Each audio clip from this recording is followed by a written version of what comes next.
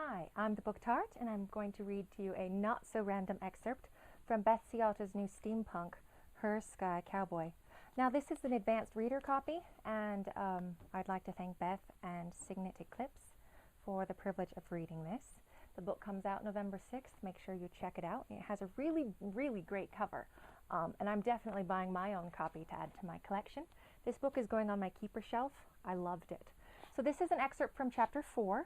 And it's when Amelia, our heroine, has just crashed her kitesicle, and our hero, the Sky Cowboy, has come from his dirigible to see what the damage is. So, a former United States Air Marshal, Tucker Gentry, had policed wild territories and protected and saved countless lives. His courage and daring, on the ground and in the air, were as legendary as his flying skills.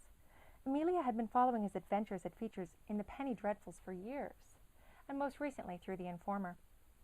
True, that newspaper was not quality press, but the stories pertaining to Gentry had been in line with anything she'd ever read and offered a grittier peek into his life. Though the accounts were assuredly embellished, she trusted that they were rooted in truth and that he was indeed a good man. Now he was here, in the flesh. Her mind spun with dazed reverence and wonder, causing her heart to flutter in a most bizarre fashion. Perhaps she had sustained a severe head injury, and this was indeed wishful, addled thinking.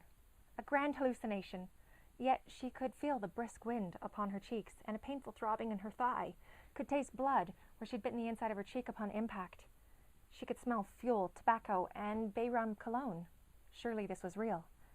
As such, she intended to embrace the opportunity and to benefit from the knowledge, skill, and advanced technology of Tucker Gentry. Amelia's stomach flipped and her heart pounded as he readied his pogo pack for launch. She chalked up the dizzy sensation to anticipation, her first rocket pack ride, and not infatuation. Although she couldn't deny he was an absurdly attractive man. At first she'd been too dazed to notice, struck Dottie by the bone-jarring crash, then too angry at his brawny, quick-tempered, thick-headed sidekick that had threatened Leo with his enormous gun. Then, after seeing the wreckage that was once Beth, too distressed. The enormity of the debacle had made her physically ill.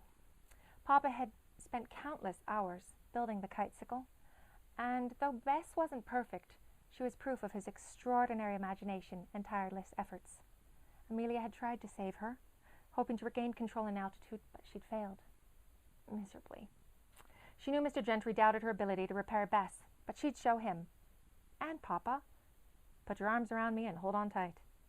Amelia did as he asked, and her heart nearly burst through her cinched wool corset. She'd never embraced a man before, except for Papa and her brothers. But this was vastly different. Perhaps it was hero worship, but quite simply, the Sky Cowboy scrambled her senses. Beyond tall, fit, and devilishly handsome, he possessed confidence and charisma, and by Jiminy, a rocket pack. If you want more, definitely pick up Her Sky Cowboy. Thanks from the Book Tart.